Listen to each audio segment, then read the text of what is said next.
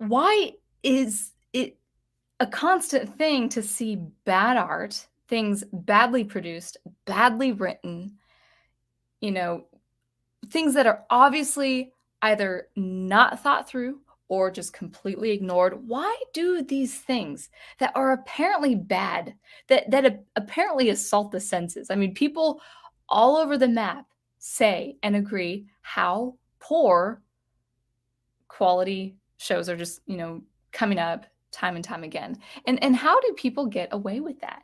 How do these creators, these producers, these studios, these writers, how do they get away with producing something bad or something subpar, but then they've got another season coming, or they've got another show coming, and all of that? Well, it's a lot of different factors, but I would say a major factor that I want to talk about is that they are actively trying to establish a new audience, if not a bigger audience. Now, you could say, people are saying left and right, saying they don't care about what the fans think. I'm like, actually, you're right. They don't care about what the fans think because they're trying to actually establish a new generation of fans. And how do they do this? How do they do this? Or if they are talking to the old fans, how are they misleading these groups of people? How are they misleading you, the fan, or the listener, or the audience member, whatever word you like? Well, I'm going to start with the first thing of the two things that I'm thinking of, and that is these creators of these terrible stories and these terrible shows say the same thing, and they're saying it much more prevalently or prominently. They're saying much more frequently today, now, more than ever. And that is, I love these stories. I cherish these stories. I grew up with these stories. I'm a fan of these stories. I'm a fan of the franchise. I'm a fan of the authors. I'm the fan of the comic creators. I'm a fan of what they did back in the 80s, back in the early aughts. I'm a fan of these stories, so therefore I'm producing this show because I love these stories. And even if that's not true, and we saw that with Kevin Smith with the He-Man Masters of the Universe Revelation, we saw that just blatant, lying, sleazy, salesman, snake kind of business move, saying, oh, I've been a fan all this time. And then people watched the show. A lot of people liked it, but a good majority did not. And I would say people who really do appreciate He-Man for who he is and what he stands for did not like the show. They were offended by the show. They thought it was an abomination, rightly so. But all of that leading up to that point, that first viewing, that first show, that first episode, releasing that first episode, all the way, the marketing leading all the way, like over a year up to that point last year, it was, oh, I'm a fan of He-Man. Oh, I love He-Man. I understand He-Man. I'm probably the biggest fan of Masters of the Revelation, or well, he was that. I'm probably the biggest fan of He-Man and Masters of the Universe. And that was a blatant, just downright lie that everyone saw after that was over, after the whole fiasco was over. But in more subtle ways, people have been saying the same thing about other shows. We're seeing this with the Rings of Power with Amazon, where these showrunners and these writers and these filmmakers are saying, oh, no, I love Tolkien. I honor him. We're going to honor his legacy. We're going to honor the characters that went through the second age of his Middle Earth.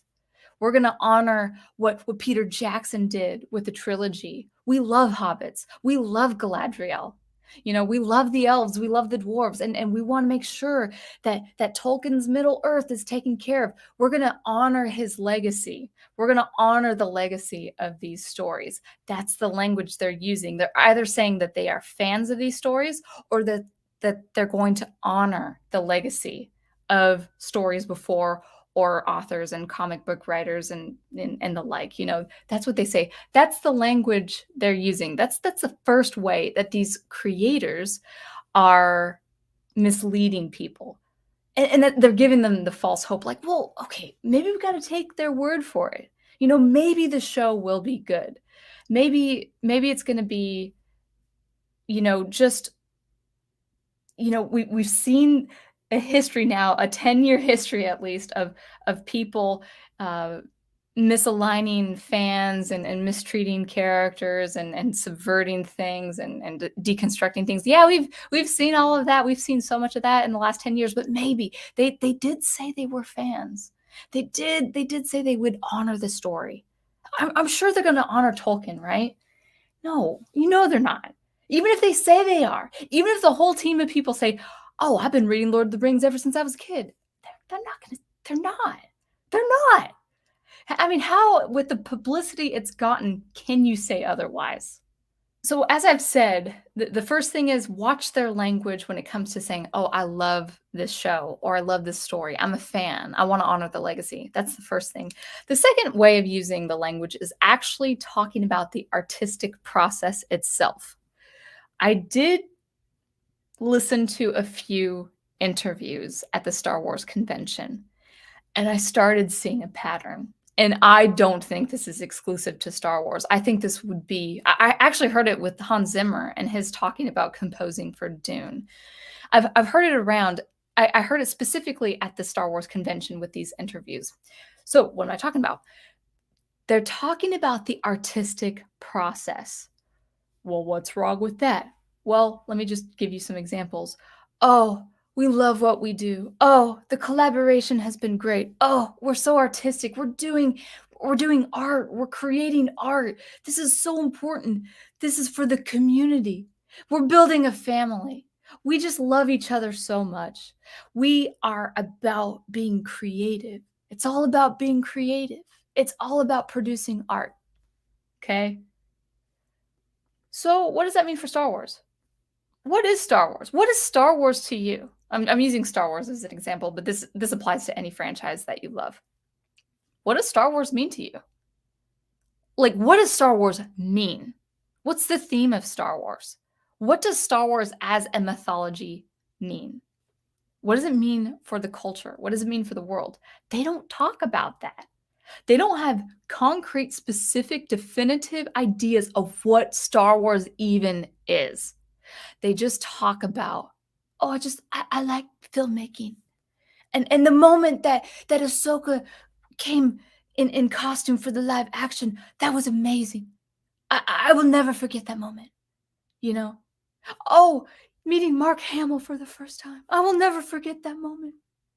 Oh, Baby Yoda, when I saw him rendered in the animation department, oh my goodness. I will never forget that moment. By the way, guys, I'm not saying you can't have these moments. Like like Lord of the Rings, the appendices between the actors and the filmmakers and the crew and the directors, and the writers, they had all those moments. I'm not saying don't talk about those moments, but it's replacing very concrete things about the thing you're creating. You're only talking about creating art. You're not talking about the art itself. Got to have a little bit of intellectual capacity to do that. And so that's what I wanted to say with regards to the popular franchises and the makers behind, the people pushing these things forward and pushing these stories forward to our public conscience. That's what I wanted to say. It is subtle. You have to kind of pick up on it. But just know when they say, I'm a fan of this, I want to honor the legacy of this, chances are it's not true. Just history shows that to us.